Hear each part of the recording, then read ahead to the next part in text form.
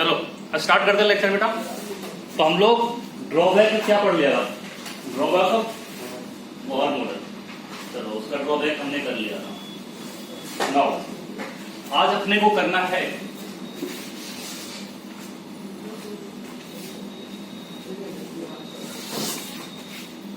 ठीक है। तो आज अपने को करना है वेव मैकेनिकल मॉडल, जिसपे आजकल चल रहा है कहानी, बाकी तो सब खत्म हो चुके हैं। तो wave mechanical atomic model of is wave mechanical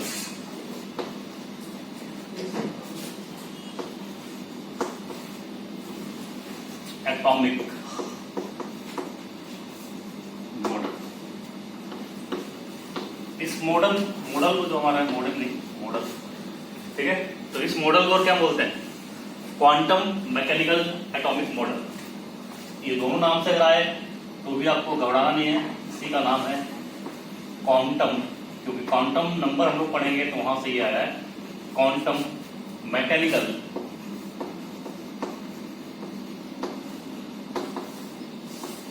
atomic model. Heading बनाओ, उसके नीचे लिखो ये कब हुआ होगा? After the farewell of Bohr model, है ना? वहीं से लिखेंगे हम लोग। चलो देखो बेटा, after the failure of Bohr model,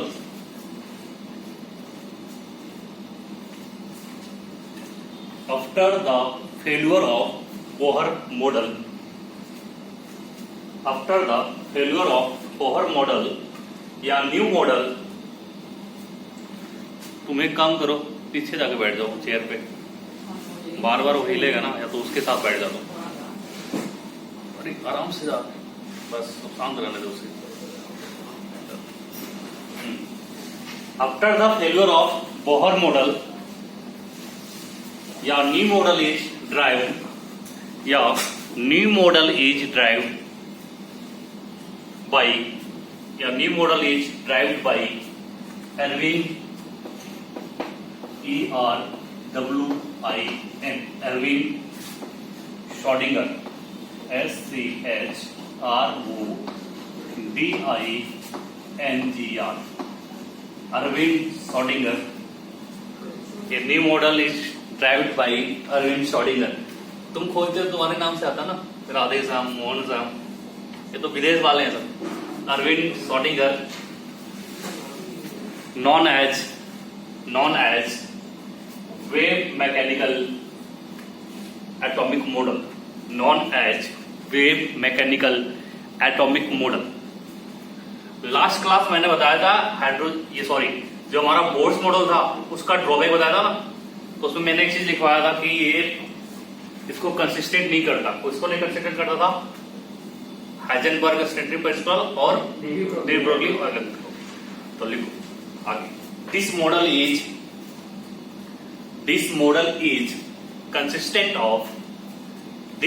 is consistent of de Broglie hypothesis. This model is consistent of de Broglie hypothesis and Heisenberg uncertainty principle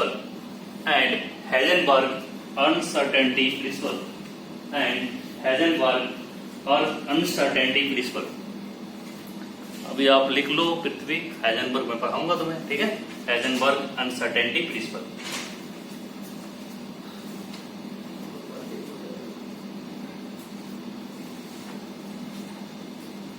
देखो, in this model, paragraph change करके, इन दिस मॉडल। अब इस model में क्या किया Schrodinger ने? अभी आप बोर्स मॉडल पढ़े थे, तो बोर्स मॉडल में 2D एजम्पशन लिया होगा, 2 डायमेंशन। अब इसने 3 डायमेंशन वेव इलेक्ट्रॉन को माना, ठीक है? और 3 डायमेंशन वेव उसको माना, सही है? जो एक पॉजिटिवली चार्ज न्यूक्लियस में प्रेजेंट, सही है? तो लिखो इन दिस मॉडल, लिखो इन this model Schrodinger assumed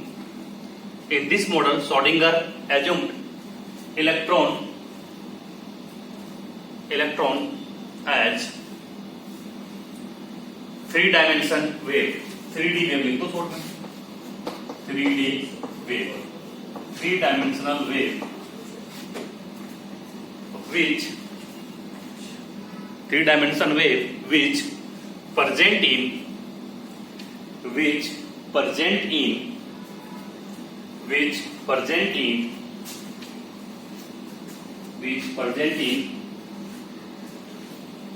positively charged nucleus, which present in positively charged nucleus, which present in positively charged nucleus. देख लिया बेटा, अब लिखो this model is based upon, this model is based upon या equation, based upon या equation known as Schrödinger wave equation. This model is based upon या equation known as Schrödinger wave equation, known as Schrödinger wave equation. सही है?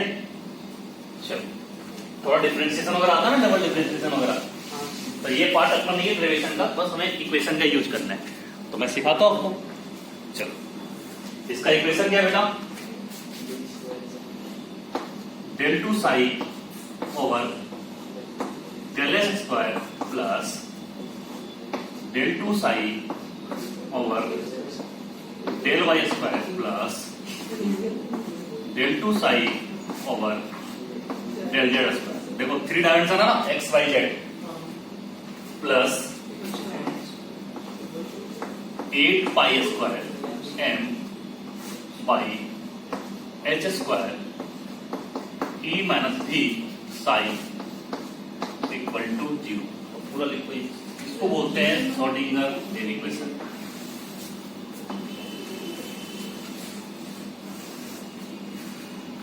ठीक है, this is your Schrodinger wave equation. सही है। अब जिसको नहीं पता है तो ऐसा लिख लेना, सब चीज आपको यही पता होगा, एनर्जी के लिए होता है, इसको बोलते हैं साइन। साइन डाउन होता है तो ये साइन।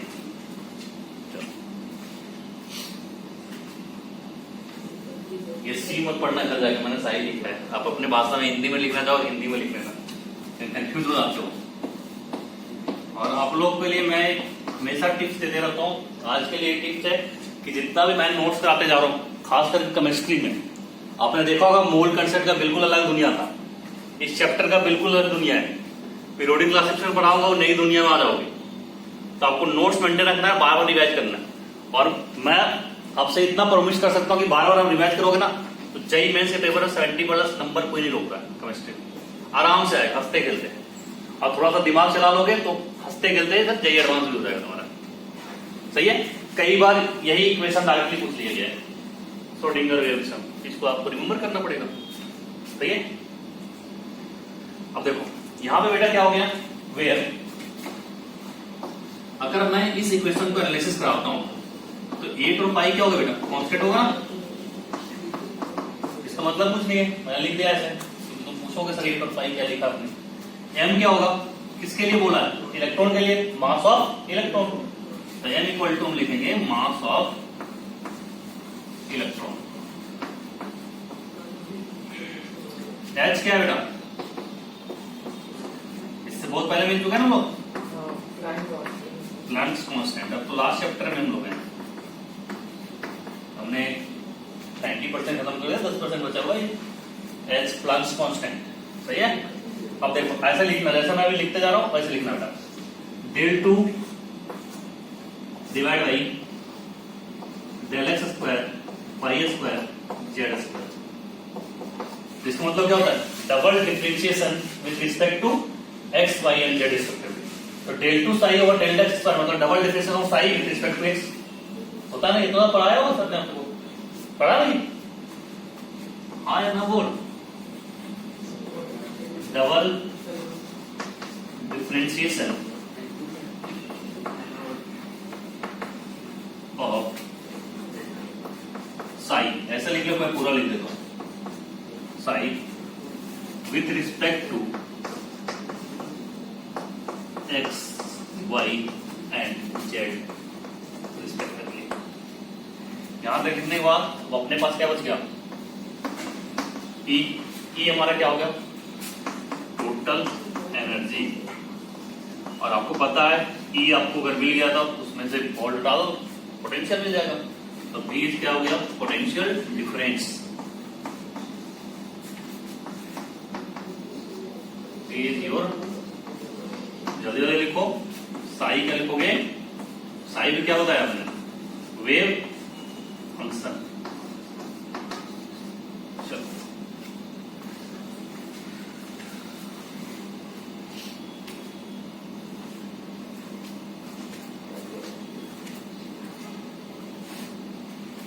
ई और बी एक दूसरे से रिलेटिव होते हैं, तो इस इक्वेशन में अननोन कौन कौन सा बचा, केवल आपके पास अननोन क्या बचा, ई बचा और साई बचा, क्योंकि आपके पास एनर्जी आएगा पोटेंशियल से निकाल सकते हो ना, डिफरेंस है energy equal to E into V लिखते थे, तो उससे पोटेंशियल डिफरेंस कितना अप्लाई किया वो तो निकाल सकते हो। तो अननोन क्या आपके पास, ई और साई, लिख लिया तुमने।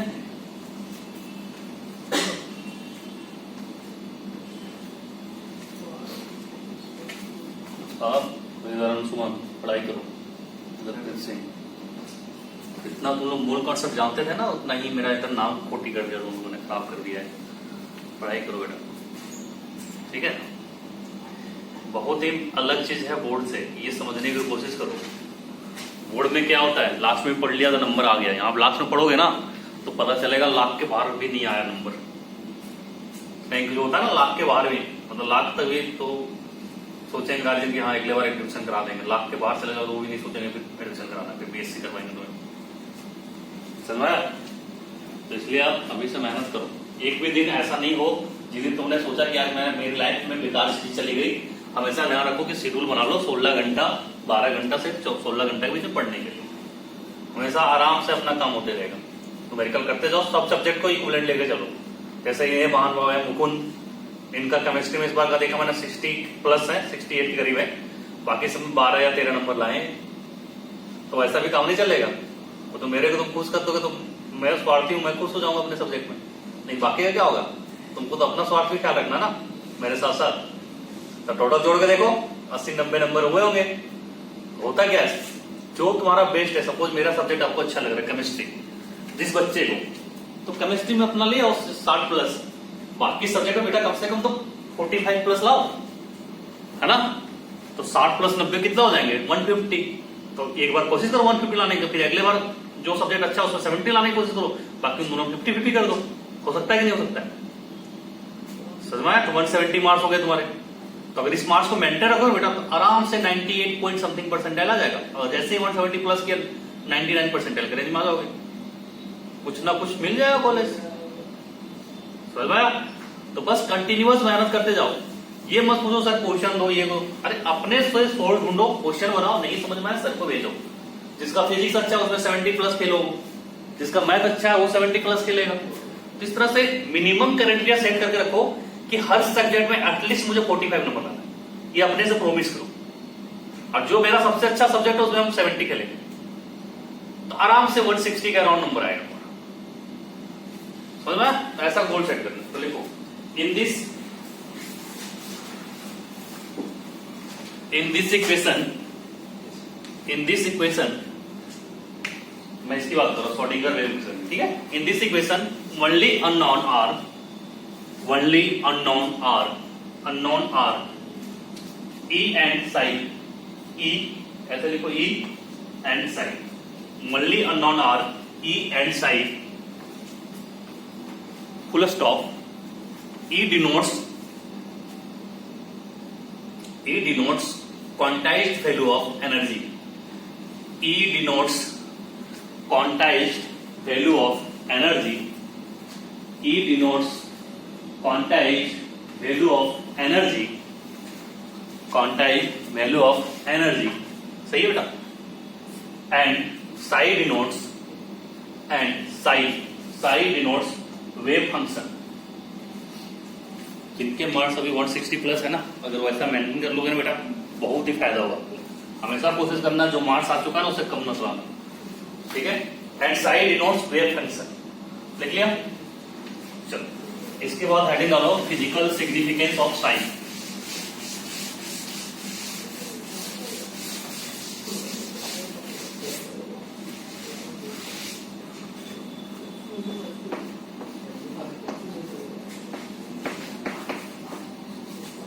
फिजिकल सिग्निफिकेंस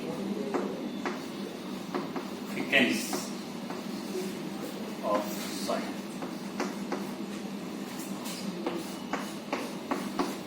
इसको लिखो जरा, ये इंपॉर्टेंट है। यहां से थ्योरेटिकल क्वेश्चन बनता है और ये आपको पढ़ना पड़ेगा। फिजिकल सिग्निफिकेंस ऑफ साइन लिखो। Sai is a wave function, Sai is a wave function, psi is a wave function which should be continuous as well as differentiable, जब आप मैथ में पढ़ोगे तो लोकेश सर आपको पढ़ाएंगे कि हमारा फंक्शन कंटिन्यूअस क्यों होता है और डिफरेंशिएबल क्यों होता है।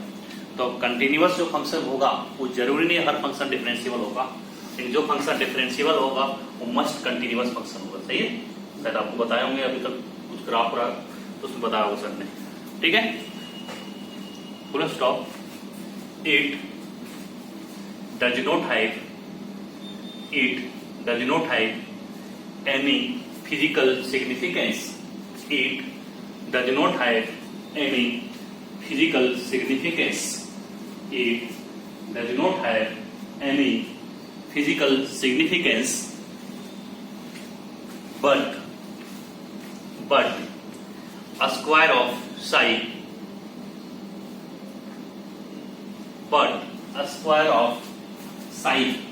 in bracket, स्क्वायर करो बेटा क्या होगा, Sai square in bracket Sai square, but a square of psi in bracket psi square has physical significance,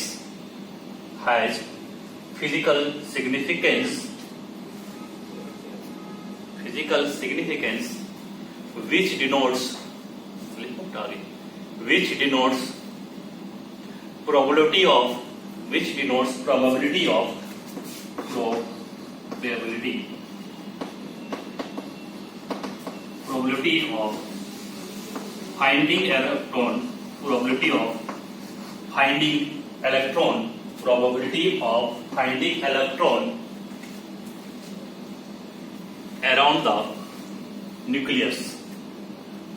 of finding electron around the nucleus, अब मैं जरा इसको समझाता हूं। अब यहाँ पे मैं समझा पाऊंगा आपको कि हमें बोर्स मॉडल को डिस्कार्ड करना क्यों पड़ा और इस मॉडल को क्यों यूज करना पड़ा। बोर्स मॉडल क्या बोल रहा था बेटा, अपने को ऑर्बिट के बारे में बताया था कि एक हमारे पास सर्कुलर फिक्स पाथ होता है जिसके अराउंड क्या होता है, हमारा इलेक्ट्रॉन मूव करता है अराउंड द न्यूक्लियस। बट अब ये क्या बता रहा है कि जो आपके पास न्यूक्लियस है उसके अराउंड जो आपका इलेक्ट्रॉन फाइंड आउट होगा उसकी प्रोबेबिलिटी कितनी है। तो ऐसा माना जाता है जितना न्यूक्लियस से करीब होता है उतना ज्यादा आपके पास इलेक्ट्रॉन का डॉट बनता है। ठीक है, वो हमें श्रोडिंगर वेव इक्वेशन से पता चला। और इसकी पाथ सर्कुलर नहीं होती, वो इनफिनाइट नंबर ऑफ पाथ में मूव कर सकता है। सही है, तो ये किसने बताया, श्रोडिंगर वेव इक्वेशन। इसलिए हमने प्रोबेबिलिटी वर्ड लगाया। प्रोबेबिलिटी मतलब संभावना, पता है हिंदी, और ऐसे भी आप प्रोबेबिलिटी पढ़ा होगा अपने 9th 10th में। ठीक है, अब लिखो इसका आगे नोड किसे करते हैं। अब प्रोबेबिलिटी कौन बता रहा है बेटा, साई। तो नोड अब साई स्क्वायर पे डिपेंड हो करेगा। ठीक है, तो नोड लिखो NODE, इसमें लिखो NOD नोड। The point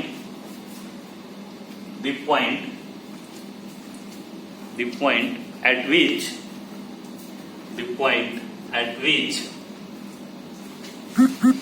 के बाद psi square equal to 0, the point at which psi square equal to 0, that is psi square equal to 0, that is अगर बेटा psi square 0 हो जाएगा प्रोबेबिलिटी कितनी हो गई फाइंडिंग इलेक्ट्रॉन की, 0 हो जाएगी। that is probability of finding electron is equal to 0। तो यहां से क्वेश्चन थ्योरेटिकल में आएगा आपसे कि किस पॉइंट के near about probability of finding electron 0 होगा, नोड। आंसर क्या होगा, नोड होगा बेटा। ठीक है, the probability of finding one electron is 0। लिख लिया तुमने? चलो एंटी नोड देखो, अब हमारा केमिस्ट्री जो ना उसमें यही उल्टा चलता है, ये इसको नोड बोला तो अगला क्या करा? Anti node. तो लिखो एंटी नोड, और इसी एंटी नोड को हम लोग ऑर्बिटल बोलते हैं। सही है?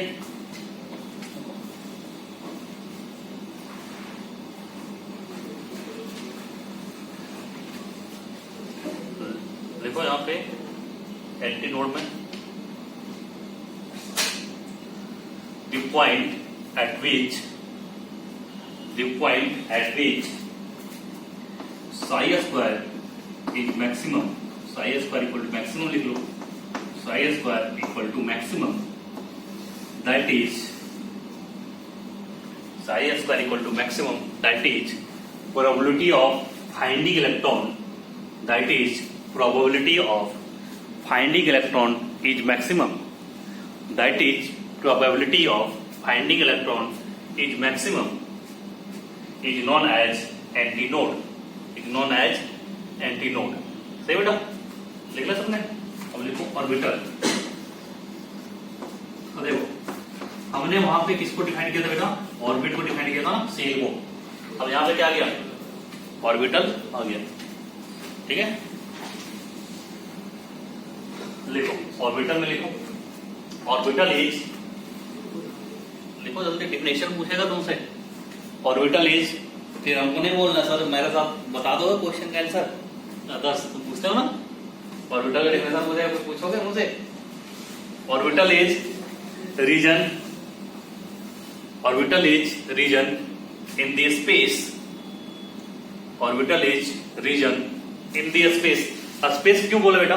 फिजिक्स में पढ़ते हुए जब स्पेस यूज करते होंगे तो आपके दिमाग में क्या आता है? 3 डायमेंशनल व्यू जाता है, तो इसलिए से मान चुका है ना कि इलेक्ट्रॉन क्या है? 3 डायमेंशनल वेव है, तो इसलिए यहाँ पे क्या यूज किया हमने? स्पेस यूज किया। ठीक है, तो orbital is region in space around nucleus where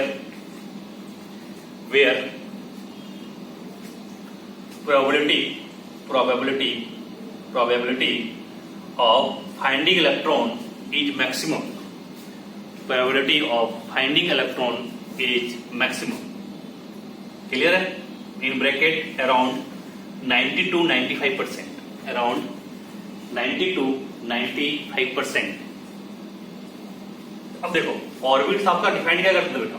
एक पाथ को डिफाइन करता था, लेकिन ऑर्बिटल कभी भी आपको पाथ को डिफाइन नहीं करेगा। सही है? केवल ये डिफाइन करेगा ये कि प्रोबेबिलिटी कितना है इलेक्ट्रॉन को फाइंड करने का around the nucleus in different region. ठीक है, न्यूक्लियस के अराउंड जो रीजन अपने बने होते हैं उसमें कितने इलेक्ट्रॉन पाए जाएंगे उसकी होगा, तो उसको फाइंड आउट करने का ये बताएगा केवल आपको वैल्यू कितना है, प्रोबेबिलिटी कितनी है। तो लिखो orbitals do not define,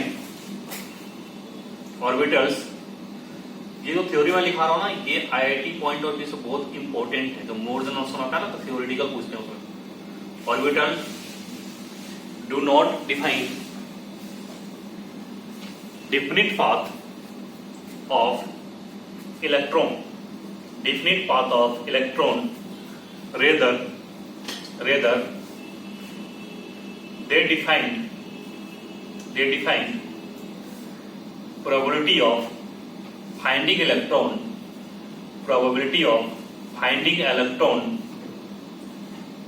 around the nucleus, probability of finding electron around the nucleus in various region, probability of finding the electron around nucleus in various region। लिखिए बेटा, देखो मैं समझाता हूं मैंने क्या चीज लिखा है।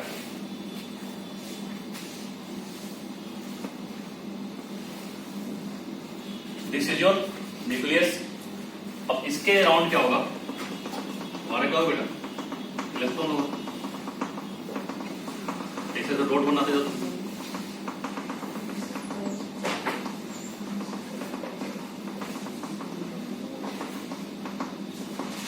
ये मैं डॉट बना रहा हूं सारा।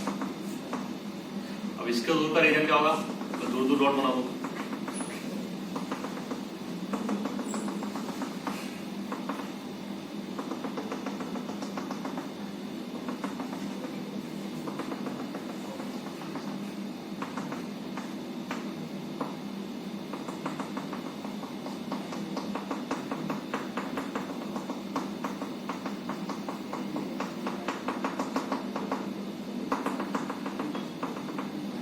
देखो अगर मैं बेटा इस रीजन की बात करूं तो यहाँ पे आपको दिख रहा है डेंसिटी ज्यादा है तो मोर नंबर ऑफ डॉट है, और इधर आगे मैंने डॉट क्या लगाया है, बहुत ही कम लगाया है, सही है। तो इस रीजन में क्या होगा बेटा, मोर डॉट। तो अगर मोर डॉट आपने लगाया है तो इस रीजन में क्या होगा, probability of finding electron is maximum, बोल सकते हो। तो न्यूक्लियस के अराउंड क्या probability of finding electron maximum है, क्लियर है। फिर सी के बगल में जगह लो, प्रोबेबिलिटी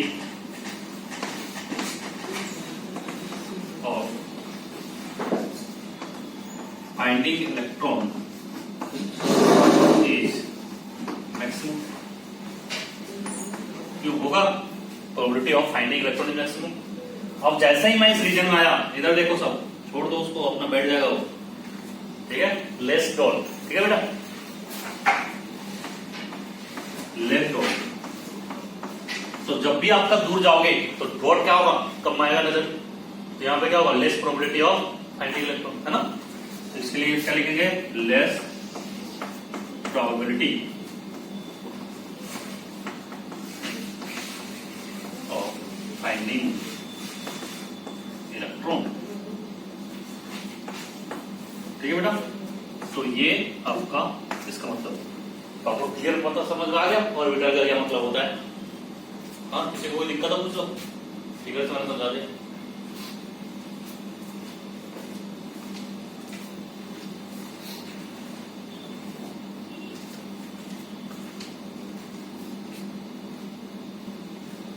हो गया। अब आगे हम लोग देखते हैं difference between orbit and orbital.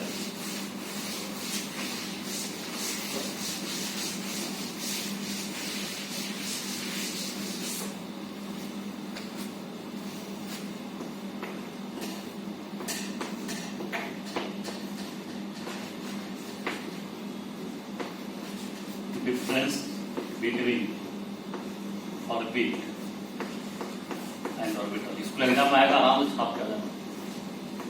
तो सीबीएसई से होगा, हाँ, difference between orbit and orbital. एक साइड बेटा लिखो ऑर्बिट और दूसरे साइड क्या लिखते हैं, ऑर्बिटल।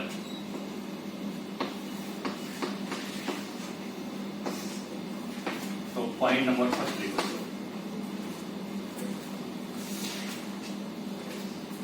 ऑर्बिट। क्या था डेफिनेशन इसका, it is well defined, orbit लिखो point number 1, it is well defined circular path, it is well defined circular path in which electron revolves around the nucleus, in which electron revolves around the nucleus. It is well defined circular path in which electron revolves around the nucleus. Next है, दिक्कत हो रही है इधर आके बैठ जा first page पे, हाँ दिक्कत नहीं है ना। चल इधर लिखो अभी जो मैंने लिखा है, रीजन इन स्पेस, इसमें first point, region in space, region in a space where probability of finding electron is maximum, region in a space where probability of finding electron is maximum। अब देखो बेटा, ऑर्बिट आपको क्या था, 2 dimension assumption था, ये कितना था, 3 डायमेंशन था, नया नाम बोलो। पॉइंट नंबर सेकंड लिखो, इट रिप्रेजेंट 2D मतलब 2 dimension motion of electron, it represents 2 dimension motion of electron. This is your point number 2।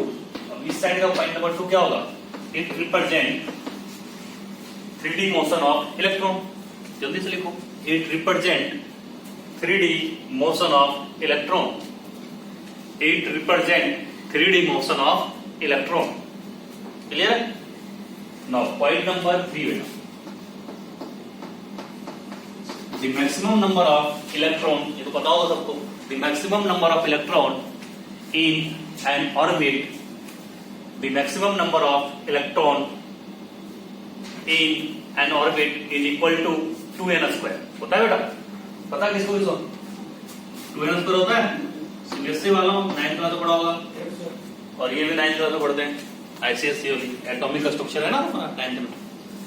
The maximum number of electron in an orbit equal to 2n square. ठीक है, इसमें लिखो the maximum number of electron in an orbital is equal to 2. दो ही रख सकते maximum, is equal to 2. बताएंगे क्यों. ठीक है, आगे is equal to 2 लिख लिया. स्वप्न दो 4.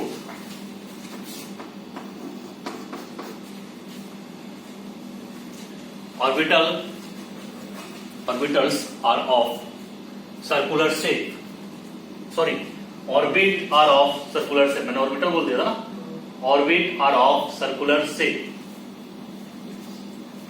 ठीक है, अब इसमें 4 लिखना. Orbital have different shape. Orbital have different shape. Orbital जो हमारा होता है बेटा, उसके पास डिफरेंट शेप होता है. तो we have 4 type of orbital, that is S P D F.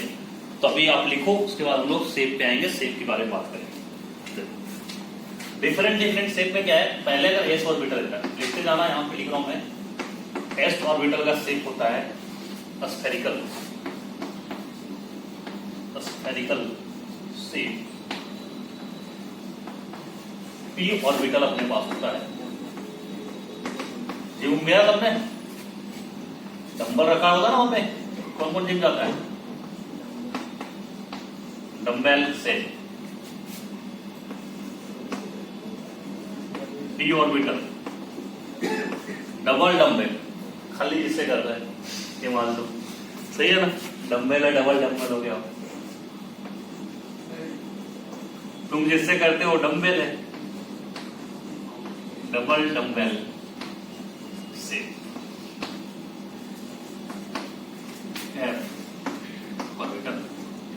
F orbital का शेप अपने जिंदगी में मतलब शेप होता है ना फालतू, इस तरह हम लोग को नहीं पढ़ना है. ऑर्बिटल का कॉम्प्लेक्स शेप होता है, इसको बोलते हैं लीफ लाइक शेप. ठीक है, पत्ते के जैसा लीफ लाइक शेप. ठीक है, लिख लिया सबने. पॉइंट नंबर कितना आएगा? 5 आएगा. पॉइंट नंबर 5 लिखो जल्दी. अब जो ऑर्बिट्स होता है बेटा, नॉन डायरेक्शनल होता है. अगर जो चीज नॉन डायरेक्शनल होगा, उसकी ज्योमेट्री बता सकते हो आप? नहीं बता सकते हो तो लिखो orbits are non directional in nature. Orbits are non directional in nature. जो मैं अभी पार्ट पढ़ा रहा हूं, इसको अच्छे से पढ़ना. इसका यूज हम लोग केमिकल बॉन्डिंग में भी करेंगे, पीरियोडिक क्लासिफिकेशन करेंगे, और इंटायर इनऑर्गेनिक केमिस्ट्री इसी की वजह से चलता है. ठीक है, orbits are non directional in nature, hence they cannot decide geometry of any molecule. Hence they cannot decide geometry of any molecule. Point number 5 said. Point number 5 में ये क्या होगा? डायरेक्शनल नेचर होगा. Orbitals are directional in nature. अगर directional nature होगा तो geometry को decide कर पाएगा. Directional in nature, orbital are directional in nature, hence they can decide geometry of any molecule. Hence they can decide geometry of any molecule. Clear it up? Point number 6. अब इसका जो concept आएगा बेटा, उसमें हमने de Broglie या Heisenberg uncertainty principal का use किया था, नहीं यूज किया था? नहीं, ऑर्बिटल का कंसेप्ट किसी करना है, उनको यूज करने से आया। तो लिखो concept of orbit, concept of orbit is not consistent of,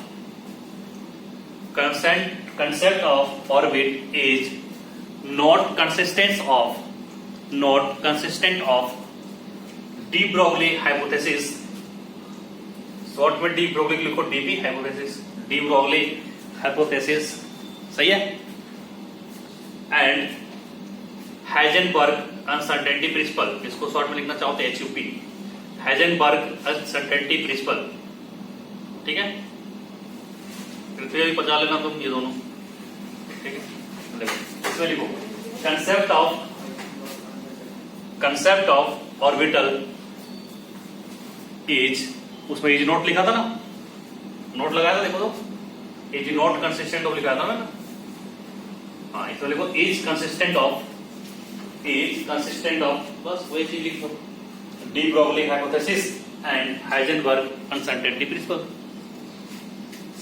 पता दुनिया में सबसे आसान होता है डिफरेंस लिखना ना,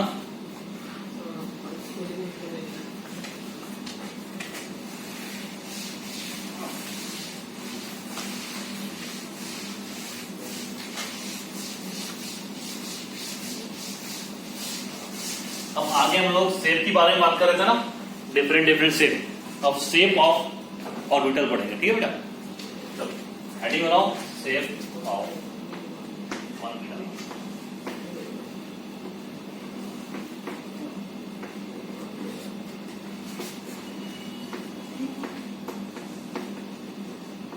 ऑर्बिटल्स हमने क्या क्या देखा, एस, सब स्मॉल से लिखना, पी डी एंड एफ, सारे स्मॉल होंगे, एस पी डी एफ, सही है।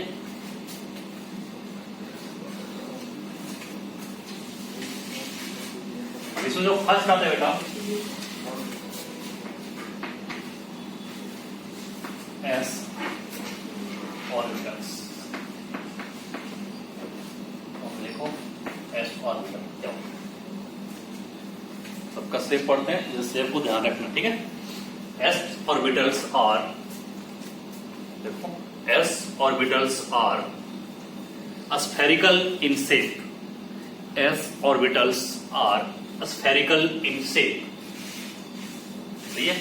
आगे लिखना, they do not have, full stop के बाद, they do not have any angular node, they do not have any angular node। अब एंगुलर नोड क्या होता है, सबसे लास्ट में पढ़ेंगे हम लोग, सॉर्डिंगर डेरिवेशन का जब एनालिसिस करेंगे तो वहां पे मैं एंगुलर नोड बताऊंगा, ठीक है। तो अभी आप केवल डिफिनेशन में लिखो। अब देखो मैंने क्या बताया बेटा, किस शेप के होते हैं ये, स्फेरिकल, तो स्फेरिकल को हम लोग सर्कुलर से भी डिनोट करते हैं ना 2D में, सही है। तो इसका एक्स एक्सिस मानो ये हो गया बेटा, this is your x, this is your y axis and this is your z axis. यहाँ पे क्या होगा, सात तरफ इलेक्ट्रोड नहीं करो, डॉटेड लाइन,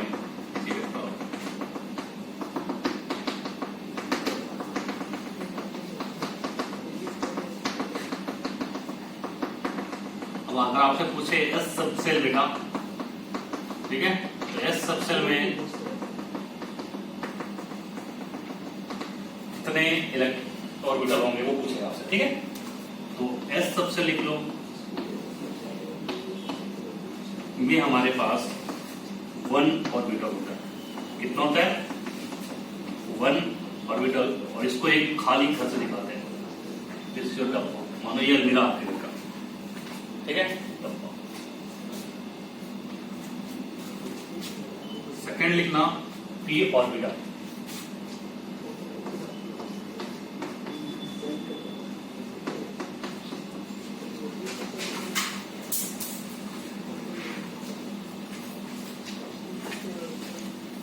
कैसा शेप होगा इसका, यहां पे सबने बना लिया है क्या, देखो पी ऑर्बिटल्स आर डम्बेल से, पी ऑर्बिटल्स आर डम्बेल से, डम्बेल से, ठीक है। तो आप इसमें लिखो, अगर आपके पास बेटा पी सब सेल है पी सबसेल है तो इसमें आपका 3 ऑर्बिटल होगा। अब डब्बा कितना बनाओगे? 3,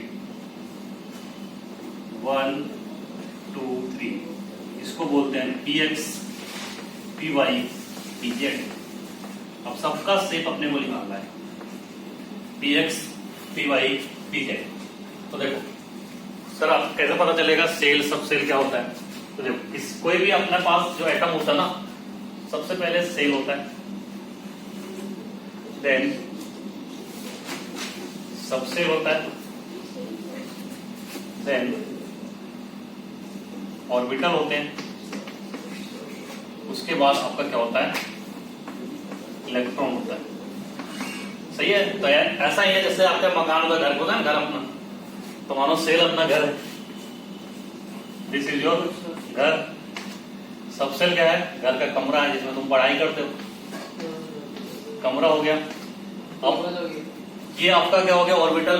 ऑर्बिटल हो गया अलमारी, जो घर में रखता है, इसमें तुम लोग बुक रखते हो, बाकी कपड़े वपड़े भी रखते हैं ना, लेकिन अपने दिमाग में क्या होना चाहिए? अभी पढ़ रहे हैं ना, बुक होना चाहिए, है ना? तो ये हमारा हो गया अलमारी। अब अलमारी के अंदर क्या होते हैं? किताबें। किताबें जगह पे क्या आ चुका है? ठीक है, तो ऐसे लिख लो। हिंदी सबको आता है ना? नहीं होता तो हाउस लिखना, रूम लिखना। अलमारी का क्या होता है? कबाड़। अलमीरा भी होता है, कबाड़ भी होता है। ठीक है, किताबें का बुक्स ले लेना। तो ऐसे आपको ध्यान रखना है।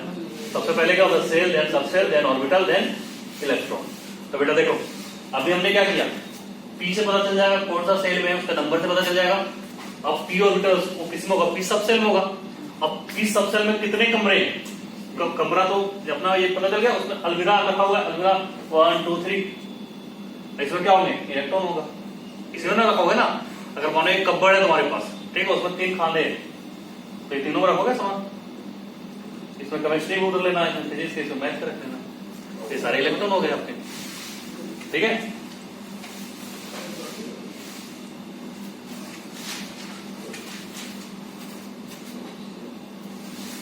अब आगे लिखो जो px py pz है ना बेटा, उनके बारे में लिखने वाले हैं। सबसे पहले लिखो px।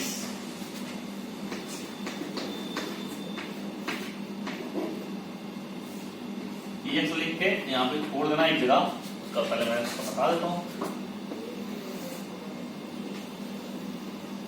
This is your x axis, this is your y axis.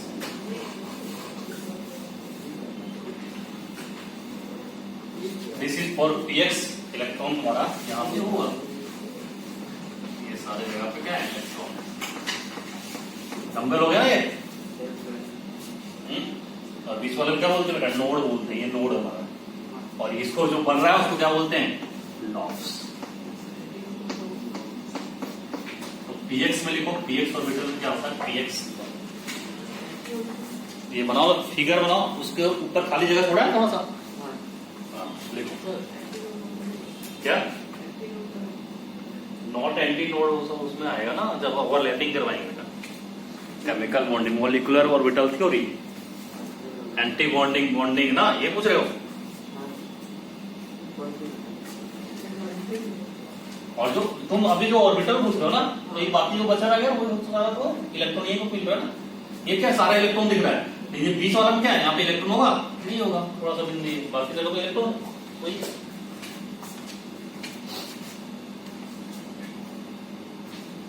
चलो px, तो लिखो lobes are present, lobes are present along the x axis. px में क्या होगा? लॉब जो होगा बेटा आपका एक्स एक्सिस के अलोंग प्रेजेंट होगा। Lobes are present along x axis, लिखा जनाब। ठीक है, हो गया। चलो अब इसके बाद क्या होगा? py pz। चलो py pz की बात कर लेते हैं। अब देखो ये x एक्सिस के अगला होगा बेटा, वो किसके अलावा रहेगा? y axis. तो यहाँ पे और क्या होगा? हमने डिनोट नहीं किया, लेकिन डिनोट कर लो तो इस जो क्या होगा? z एक्सिस, इसको z एक्सिस बनाएंगे। चलो सेकंड पी वाई, बनाओ फिगर इसका।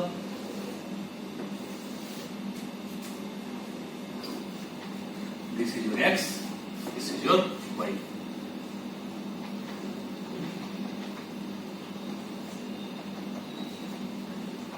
लगता है कुल पत्ती सर ने पढ़ाया है, वही लगता है ना।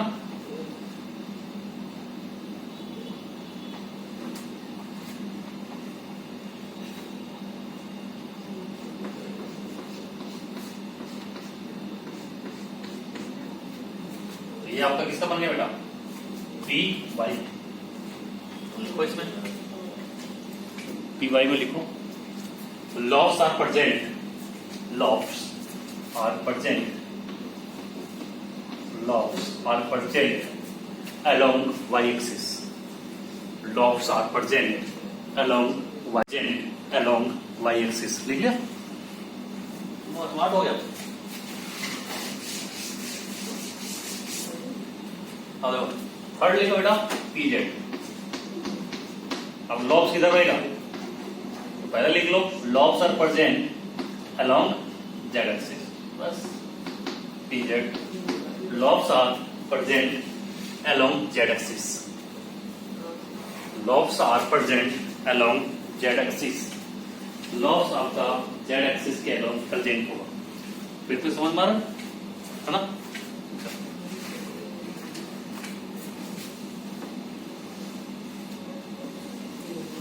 चलो हम लोग z-axis के along बना लेते हैं बेटा, x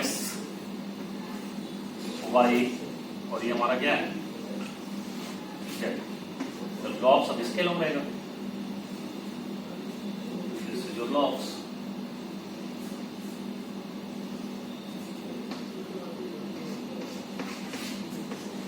इसको देगा जेड होता है।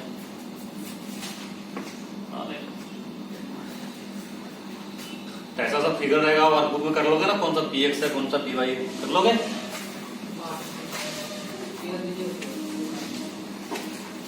देंगे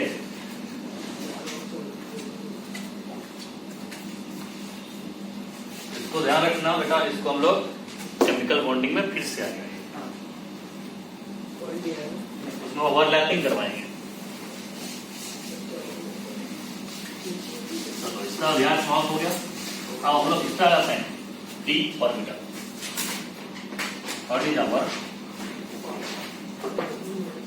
डी ऑर्बिटल कैसे होगा, डबल डंबल। देखो डी ऑर्बिटल है, डी ऑर्बिटल आर लिख लो, D orbitals are double dumbbell shape, D orbital are double dumbbell shape. अगर मैं पूछूंगा बेटा आपसे डी सबसेल में कितने ऑर्बिटल होते हैं, डी सबसेल में अपने पास 5 ऑर्बिटल होते हैं।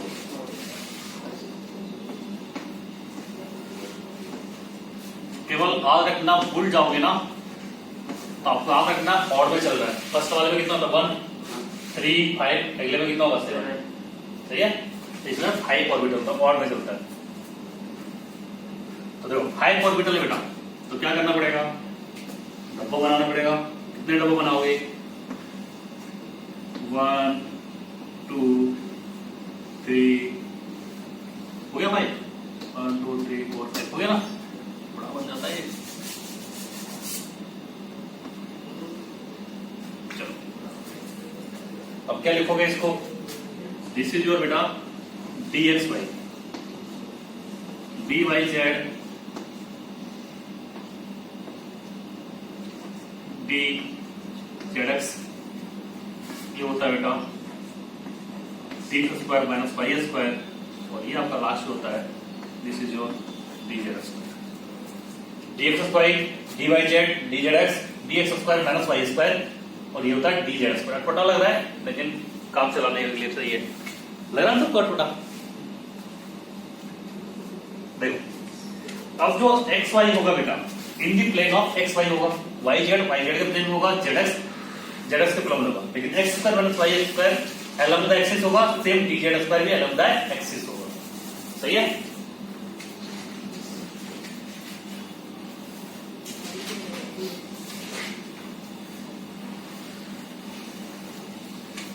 इसमें लिखो फर्स्ट, इसमें से 3 जो होते हैं नॉन एक्सियल होते हैं और 2 एक्सियल होते हैं। तो नॉन एक्सियल वाले कौन है? dxy, dyz और dzx। तो लिखो non axial orbital, non axial orbital. इसको शॉर्ट में क्या लिखोगे? नॉन एक्सियल एनियल ऑर्बिटल। तो लिखो नॉन एक्सियल ऑर्बिटल क्या होगा? The orbital in which lobes are present, the orbital in which lobes are present in between the axis, the orbital in which lobes are present in between the axis। सही है। अब lobes क्या होगा बेटा? उसमें along the axis था, अभी देखा, इन बिटवीन मतलब 2 एक्सिस के बीच में क्या होगा? लॉब्स प्रेजेंट हो।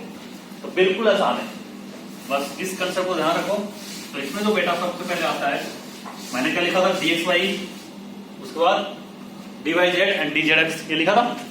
चलो इनका बनाते हैं पहले। देखो जिसका बनाना है उसको ले आओ। अभी बनाना किसका था आपको?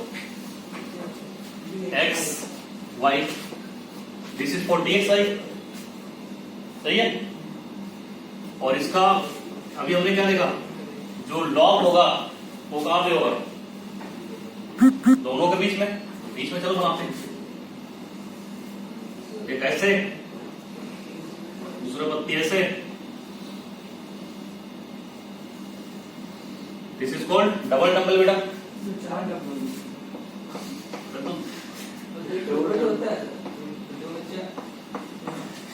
एक में 2 नहीं होता, एक में देख।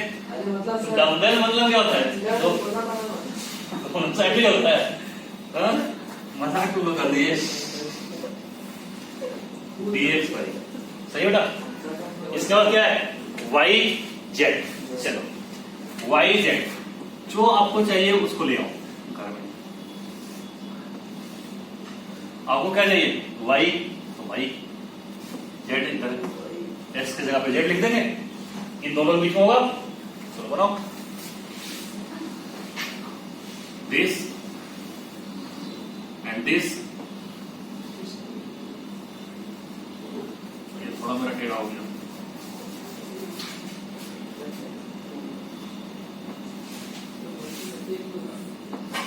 हाँ, ये सबका साइज सेम होता है, थोड़ा गड़बड़ है, इसलिए आप इग्नोर मारें। बस आपको आना चाहिए ये ऐसा बनता है, ठीक है। तो ये किसका हो जाएगा? dxz, सही है ना। देखो dyz, सॉरी dyz, y और z के लोग हैं। This is your dyz। चलो इसके बाद क्या हो गया? dzx। हाँ, तो this is your x, this is your z। बोल सकते हो y की जगह मैंने z कर दिया, इसके बीच में आएगा।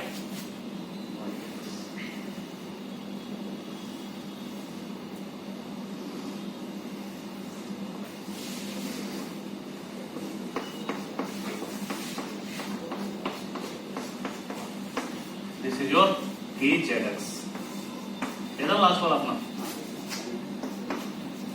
तो जल्दी से फुल पत्ती बनाओ। हाँ,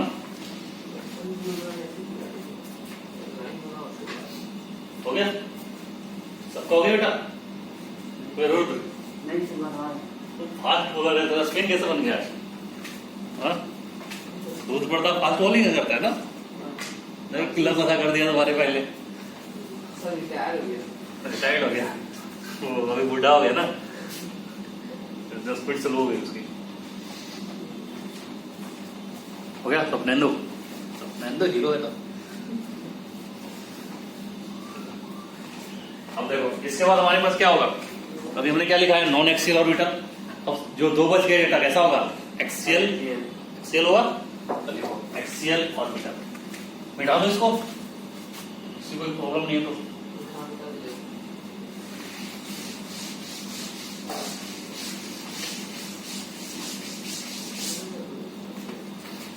नाउ इसमें जो पॉइंट नंबर 2 था, this is your axial orbital.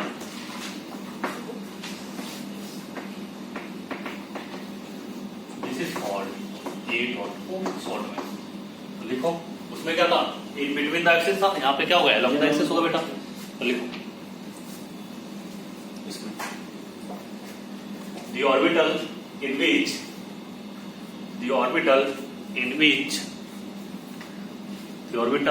which lobes are present along the axis plural axis हो जाता है ना, along the axis, ठीक है। तो देखो इसमें अब 2 बच गए थे, अपने पास क्या था बेटा, फर्स्ट बताओ dx square minus y square. तो दिस इज y एक्सिस, जो दिया रहेगा उसका एक्सिस बनाओ, अलोंग द एक्सिस बोला है तो लॉग कैसा हो जाएगा, this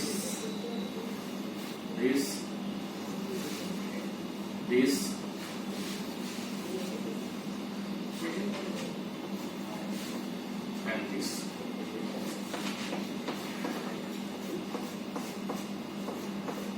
dx square minus yz dx square minus y square बेटा, yz आपने लिख दिया, एक कदम आगे बढ़ेगा, डिस्कवरी कर दिया होगा तो नेक्स्ट ईयर वही पढ़ाएंगे हम, x square minus y square, ठीक है। हो गया सबका, उत्पत्ति बना लिया। अब देखो इसका तो बेटा dz स्क्वायर होता है, वो थोड़ा स्पेशल केस का है।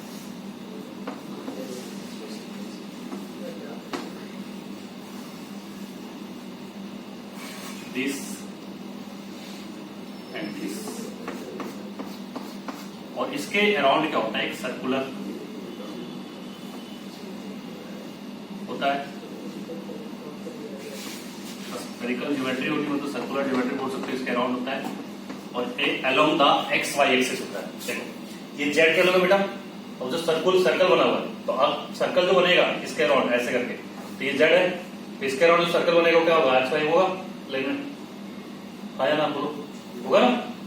तो ये 3D में क्या दिखेगा, एक्स वाई प्लेन में दिखेगा, तो जो सर्कल है ये किस प्लेन में, एक्स वाई प्लेन में, और ये हमारा क्या कहलाएगा, dz स्क्वायर, और इसको बोलते हैं, इसका खोज बेवी-सुथर ऑर्बिटल,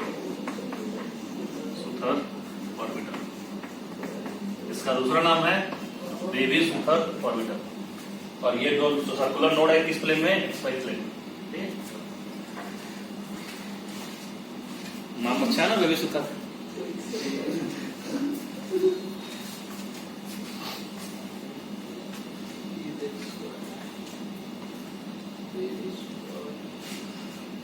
समझ में कुछ आ रहा है,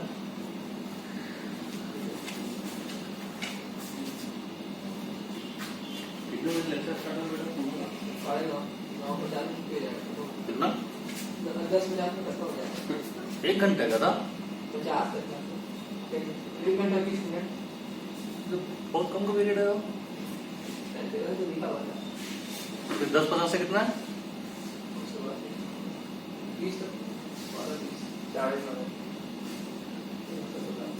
12:40 है शायद, गलती से लिखा हुआ शायद।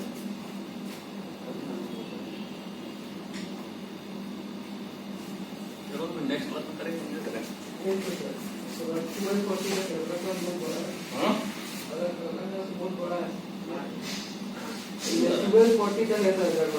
वो तो गलती लिखा हुआ है, वो 11:10 तक होगा, 10:50।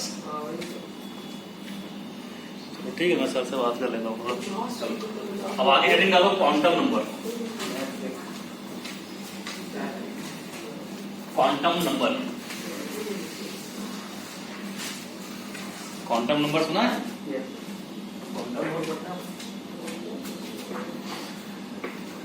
मानो कि हमारे पास आदर्श हैं और हमारा जो आकाश है वो भूल गया, ठीक है।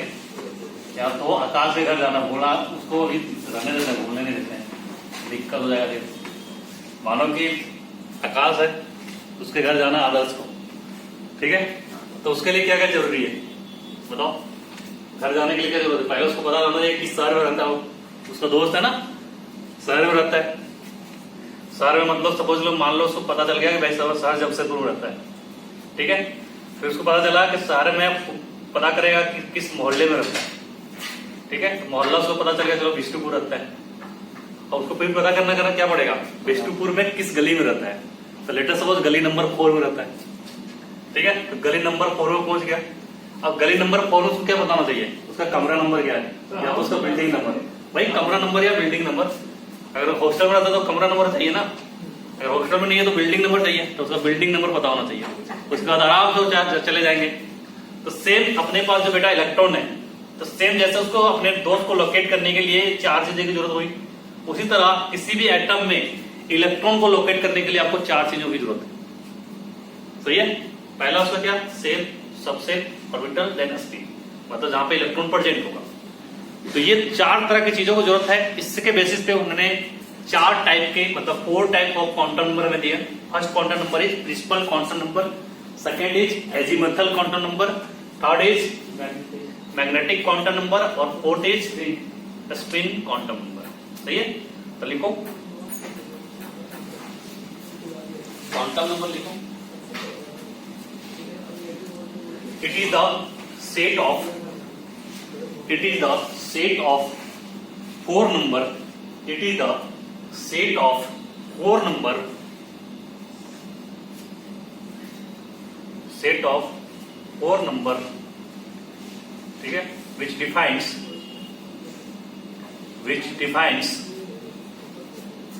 It is the set of 4 number which defines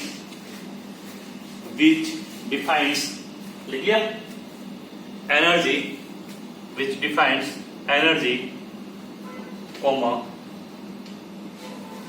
shape shape shape, comma orientation and a spin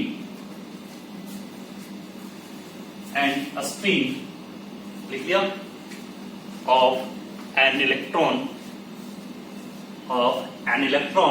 in any atom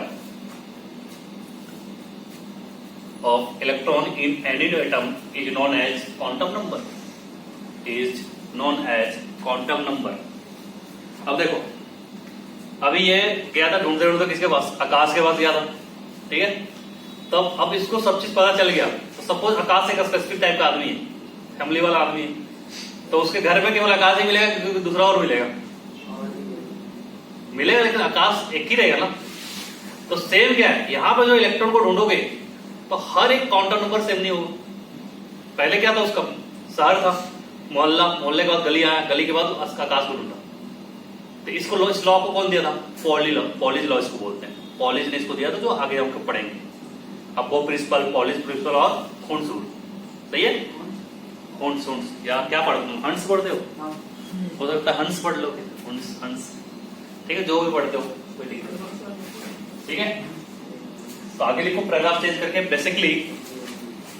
basically quantum number denotes address of electron in any atom.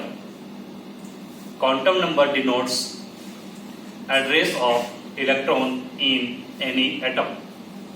Okay बेटा, सही है। अब देखो एड्रेस को बता रहे हैं, जैसे डाकिया चिट्ठी ले गया ना, उसमें बहुत सारी चीजें हम लिखते हैं ना, किस जिले में रहते हैं, किस शहर में रहते हैं। फिर शहर में जब मिल गया तो उसका मोहल्ला का नाम, फिर उसके बाद उसमें एड्रेस रहता है घर का, जिसको देना पापा को, मम्मी को। उससे इलेक्ट्रॉन के बारे में वैसे हम लोग ढूंढेंगे। तो इलेक्ट्रॉन के लिए क्या चाहिए बेटा, सबसे पहले किस सेल में प्रेजेंट है। सेल मिल गया तो क्या मिलेगा, सबसेल के बाद बेटा ऑर्बिटल, और ऑर्बिटल में क्या प्रेजेंट होते हैं, इलेक्ट्रॉन प्रेजेंट होते हैं, और इलेक्ट्रॉन के पास क्या होता है, स्पिन होता है। सही है। इसको स्पिन, तो ये इलेक्ट्रॉन के बारे में। इसको लिखो जल्दी से। Now types of quantum number. मैंने मैंने पृथ्वी को और जो बाकी इनके साथ सहपाठी उनको इसलिए बुलाया क्योंकि पीरियोडिक क्लासिफिकेशन स्टार्ट करूंगा तो आपको साथ में पढ़ना पड़ेगा, तो आपको क्वांटम नंबर जानना जरूरी था, इसलिए मैंने आपको साथ में बताया। ठीक है, क्योंकि इसको यूज करेंगे हम लोग। टाइप्स ऑफ क्वांटम नंबर, ठीक है बेटा। तो टाइप्स ऑफ क्वांटम नंबर में फर्स्ट क्या होता है? प्रिंसिपल क्वांटम नंबर, मैं इसको शॉर्ट में लिखता हूँ कि आप लिखना पूरा। Second azimuthal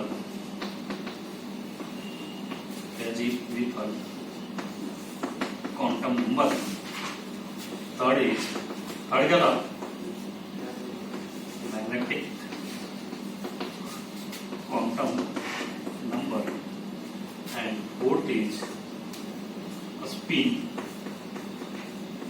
quantum number. सही है, इसको कॉपी करो, मैं उसका आऊंगा।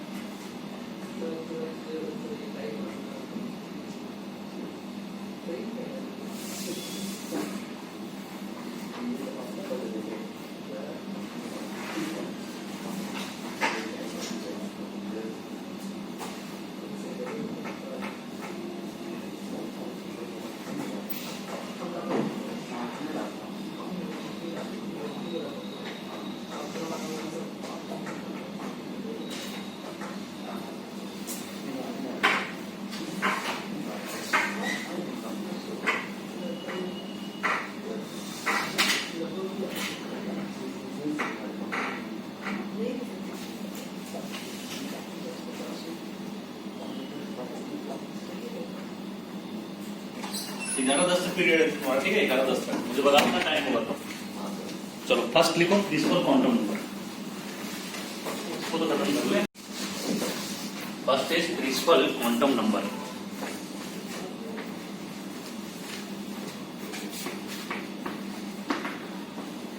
प्रिंसिपल क्वांटम नंबर, इसमें हम लिखें फर्स्ट इज, इसमें बेटा फर्स्ट पॉइंट आप लिखना, इसमें first point it is denoted by n, it is denoted by n, n से डिनोट करते हैं ना सेल को, पता होगा आपको। It is denoted by n. Point number 2, ये अब आइडिया क्या देगा आपको?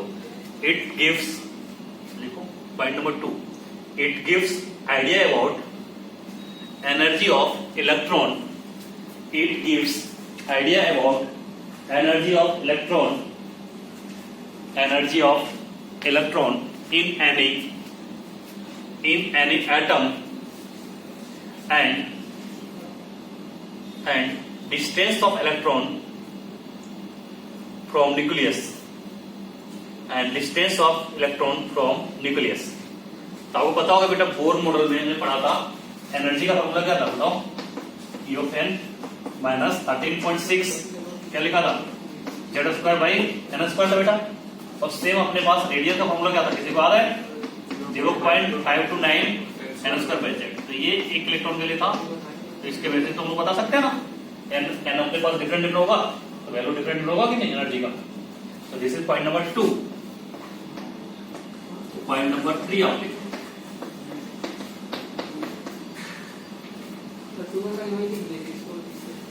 हाँ ये लिख लो ना, तुमने बार बार लिखेगा तो मैं याद होगा, मेरे को क्या दिक्कत है, भूल जाते हैं ना। बोला जब फॉर्मूला नहीं याद रहता तो 100 नंबर लाते हैं, 100 नंबर इसी तरह आएगा, बार बार लिखोगे तो। चल लिखो,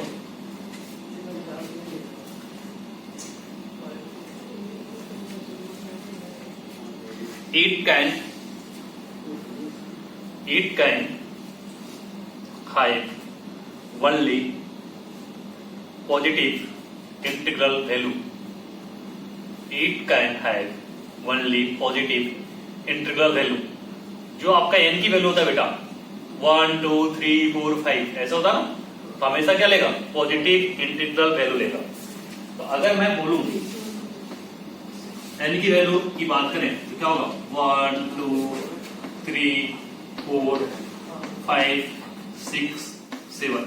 तो इसके कोरस्पॉन्डिंग क्या होगा, K L M N।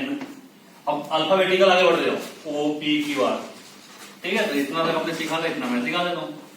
और Z के बाद क्या होगा, Z1 Z2 Z3 up to infinity, कहीं भी ले जाओ, क्योंकि आपको इनफाइनाइट नंबर पास पॉसिबल है ना, सही है।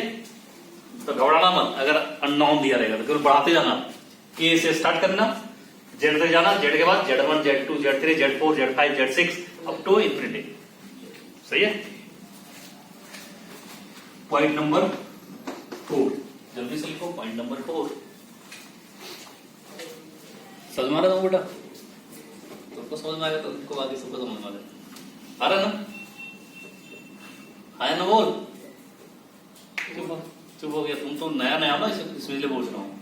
आ रहा कुछ तो बोलो रे, अरे तुमको बोल रहा हूँ ये पीछे देख रहा है, चल ठीक है कोई दिक्कत नहीं, चलो तो बहुत ध्यान से पढ़ रहा है। पॉइंट नंबर 4 लिखो, the maximum number of electron in any cell or orbit is equal to 2n square। सही है बेटा। तो अगर मैं 2n स्क्वायर से लगाता हूं, तो हमने लिखा 2n स्क्वायर, तो ये चीज को आप पढ़ चुके हैं। अगर मैं n इक्वल टू 1 की बात करूं, कितना होगा बेटा, 2 इंटू 1 का स्क्वायर दैट इज 2। तो ये हमारा कौन सा सेल होगा, कि मैं यहां पे बगल में लिखते जा रहा हूं, ठीक है। n इक्वल टू 2 क्या लिखोगे, l इससे ज्यादा क्या लिखोगे बेटा, 2 इंटू 2 का स्क्वायर दैट इज 8 होगा। n इक्वल टू 3, n कितना हो जाएगा, 2 इंटू 3 का स्क्वायर कितना हो गया 18। n इक्वल टू 4 में कितना होगा बेटा, n के लिए 2 इंटू 4 का स्क्वायर दैट इज 32। मुकुंद यही क्वेश्चन बता दो, एम सेल में कितने इलेक्ट्रॉन हो गया। चलो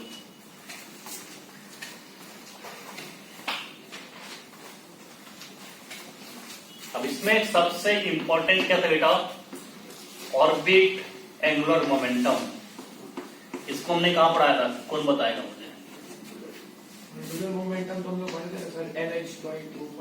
हाँ कहां पे पढ़ा था, इसी में तो पढ़ते बोर्ड्स मॉडल में। तो ऑर्बिट के लिए था बेटा, तो ऑर्बिट एंगुलर मोमेंटम क्या होगा, NH/2π। ये ऑर्बिट के कारण क्यों होता है, क्योंकि इलेक्ट्रॉन जो होता है ना न्यूक्लियस के चारों चक्कर लगाता है, और स्पिन किसकी तरह लगेगा, जो खुद के ओर लगेगा ना, तो उसका ऑर्बिटल के कारण ऑर्बिटल एंगुलर मोमेंटम आएगा। क्लियर है, हाँ है नंबर। अब देखो बेटा, इसको कभी कभी आपको लिखा रहेगा NH के ऊपर बार, क्या लिखा रहेगा, NH के ऊपर बार। इसका मतलब क्या होता है, H बार की वैल्यू इसने ले ली है H/2π को नथिंग बट H बार बोला जाता है। तो आप इसको भी लिख लें, और ये बहुत इंपॉर्टेंट है, बहुत सताएगा तुम्हें। आ जाएगा फिर पूछोगे सर ये NH बार क्या था, आपने तो बार कुछ नहीं बताया मुझे। तो यहां पे ये 0 है,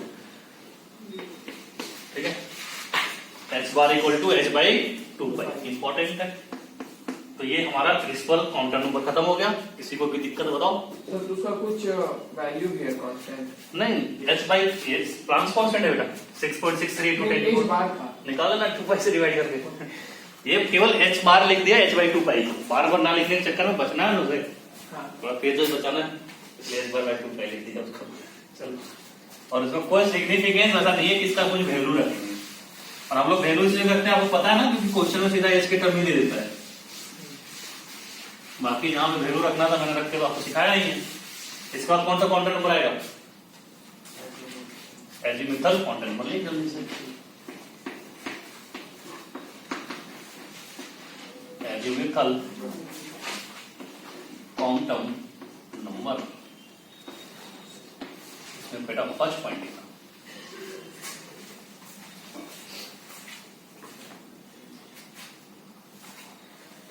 देखो it is denoted by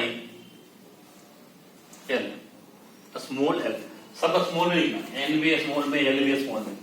It is denoted by L।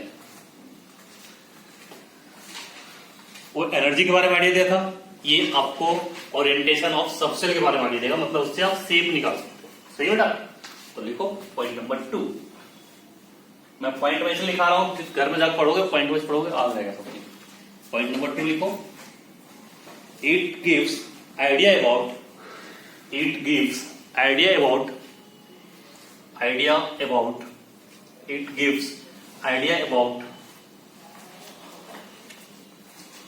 orientation of subcell। It gives idea about orientation of subcell in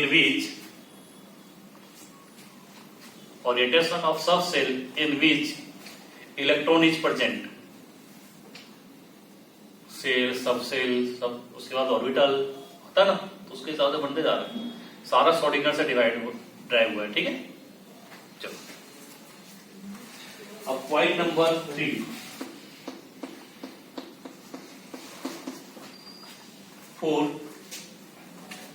for the given value of n। Thakur समझ में आ रहा तुम्हें Thakur? for the given value of n,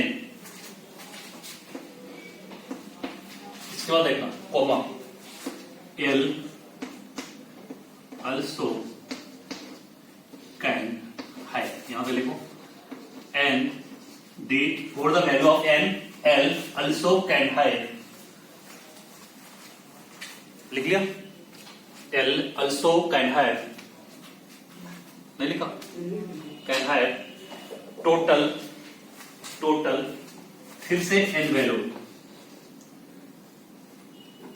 total n value लिखा है, total n value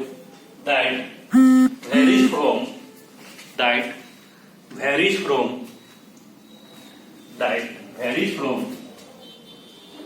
0 to n minus 1, that varies from 0 to n minus 1।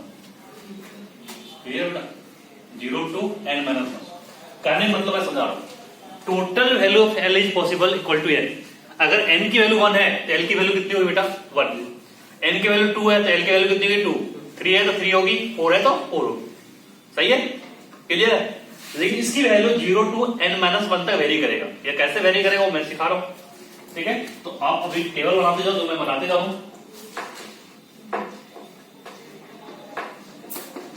L equal to 0 किसके लिए होता है, s ऑर्बिटल के लिए। L equal to 1 p orbital.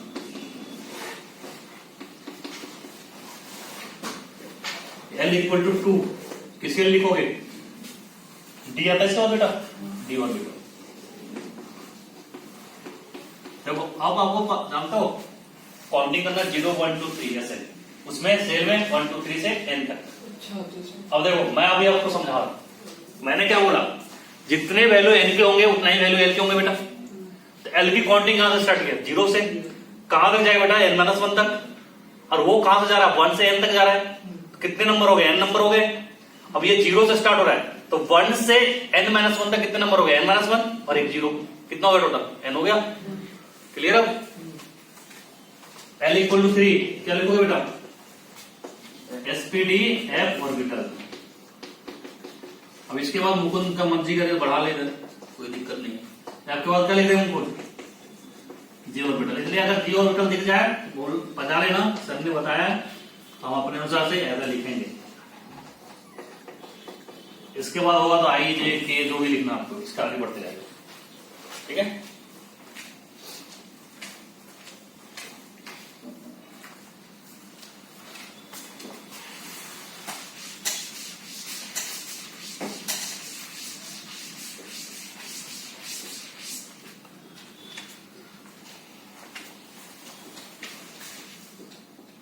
Done.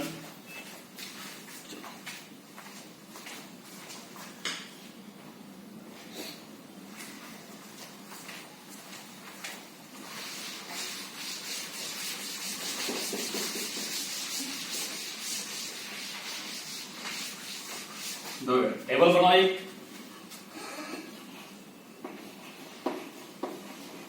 Value of n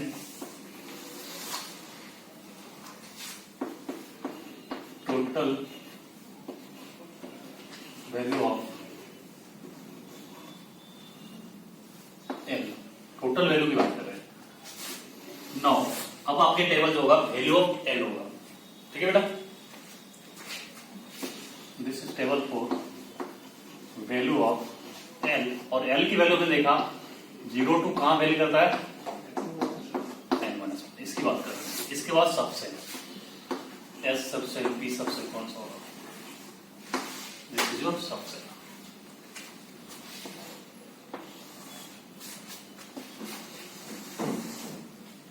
तो n equal to मैंने 1 पुट किया था, तो इसके कोरस्पोंडिंग वैल्यू क्या आएगा, 1 आएगा। इसकी वैल्यू 0 to n-1 करो, कितना वैल्यू रहेगा, 0।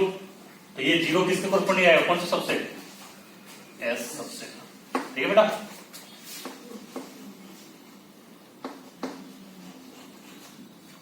चलो अगर मैं यहां पे 2 रखूंगा तो इसकी वैल्यू कितनी आएगी, 2 आएगी। तो 0 2 कहां आएगा, 2 - 1, तो 0 और 1 आएगा बेटा। तो एक वैल्यू इसकी क्या आएगी, 0, दूसरा क्या आएगा, 1 आएगा। 0 के कोरस्पोंडिंग कौन सा सबसेट होगा, S सबसेट, और इसके कोरस्पोंडिंग क्या होगा बेटा, S ऑर्बिटल बोल दो, सबसेट बोल दो, है ना। चलो अब 3 पे आते हैं, कितना होगा, 3 होगा। अब इसका वैल्यू कहां होगा, 0 से 0 1 2, है ना। समझ रहे मेरी बात, क्या 0 और 1 लिखा, 2 पर 0 लिखेंगे, तो नीचे 2 के लिए है, अच्छा 1 और 3 के लिए लिखा है, नहीं वो भी 2 के लिए।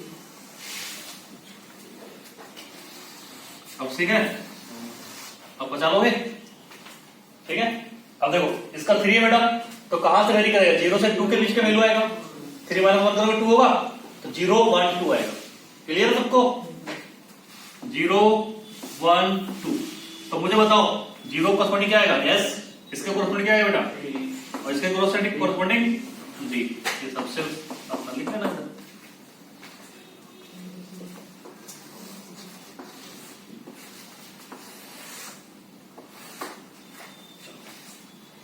अब यहां पे देखो इसको कोरस्पोंडिंग क्या आएगा, 4, टोटल कितना होगा बेटा, 4 होगा। यहां पे कितना होगा, 0 से 3 के बीच में, है ना, 0 1 2 3, 0 1 2 एंड 3, क्या बन गया, S P D F, सही है। तो इसी चीज को हम लोग कन्फिगरेशन यूज करते हैं। अब ये जो हमारा फर्स्ट सेल था बेटा, तो अब उससे लगाओ 2n स्क्वायर से कितने इलेक्ट्रॉन होने चाहिए, 2। देखो S में कितने इलेक्ट्रॉन होते हैं, एक डब्बा होता है बेटा, 2 इलेक्ट्रॉन। क्लियर है। यहां पे क्या है, S और P है, तो S में कितने होते हैं, 2 होते हैं, और पी में कितने होंगे 6, एक डब्बे में 2 इलेक्ट्रॉन ना, तो कितना हो गया बेटा 6 + 2 8 हो गया, टोटल 8, क्योंकि एक इसका एस का और 3 किसके पी के। यहां पे देखो 2 + 6 कितना हो गया बेटा 8 और 8 + 10 18 आ गया। यहां पे देखो 2 + 6 8 + 10 18 18 + 14 32 होगा ना। क्लियर है? तो एफ सबसेल लिखा है ना, मैंने छोड़ दिया था। एफ सबसेल लिखा है ना, एफ सबसेल का नहीं लिखा था, लिख लेगा कॉम्प्लेक्स तो नहीं लिखेंगे, तो जगह बचा हुआ तुम लोग बचा हुआ जगह नहीं, छोटा सा लिख दो, 2 लाइन का है बस। देखो एफ सबसेल लिखो जल्दी से, छोटा सा उसी में। मैं उधर चला गया था ना उसके बाद, तो मैं भूल गया। एफ सबसेल लिखो, उसमें लिखना एफ ऑर्बिटल में, एफ सबसेल में लिखना, छोटा सा लाइन है बस। एफ सबसेल कितने ऑर्बिटल होते बेटा 7 ऑर्बिटल, और 7 ऑर्बिटल होगा कितने डबल बनेंगे 1 2 3 4 5 1 2 3 4 5 7 बन गया ना, ये डब्बा बना दो। थोड़ा सा छोटा सा जगह होगा कहीं एडजस्ट कर दो, पॉइंट नंबर 4 में शेप ऑफ ऑर्बिटल, ठीक है, थोड़ा जगह है ना हम लोग एक लाइन नंबर से लिख लो, ठीक है। तो समझ लो एफ सेल में एफ सबसेल क्या होगा, इट कंटेन्स 7 ऑर्बिटल, मैंने लिखा दिया। Their shape is very complex, और कैसा होता है लिप लाइक, वो तो लिखा दूंगा पहले, बस हो गया, क्यों ये डब्बा बनाना है, ठीक है। अगर शेप पूछे कैसा होगा लिप लाइक, लिखा दूंगा पहले भी, ठीक है। तो ये समझ लेगा इसमें कितना होगा 32, तो देख रहे हो आप 2 8 18 32 फॉलो कर रहा है ये भी, क्लियर सबको। चलो अब देखो बेटा, वहां पे भी हमने क्या पढ़ा ऑर्बिट एंगुलर मोमेंटम, अब यहां पे क्या आएगा ऑर्बिटल एंगुलर मोमेंटम, सही है। तो चलो उसको देखते हैं, ऑर्बिटल एंगुलर मोमेंटम क्या होता है, सबने कॉपी कर लिया था।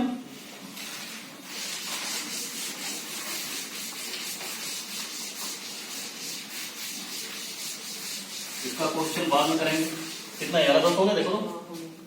चलो अगर फॉर्मूला लिख दो, ऑर्बिटल एंगुलर मोमेंटम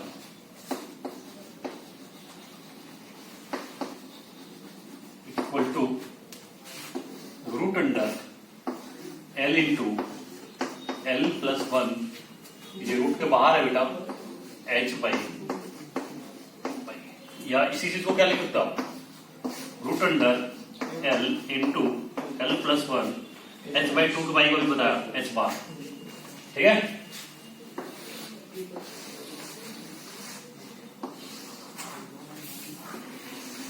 इससे रिलेटेड न्यूमेरिकल नेक्स्ट क्लास में करेंगे, और बाकी का क्वांटम को नेक्स्ट क्लास में पढ़ेंगे। थैंक यू, ओके, मिलते हैं नेक्स्ट क्लास में। Online student, this is the end of the today topic, next class में मिलता हूँ।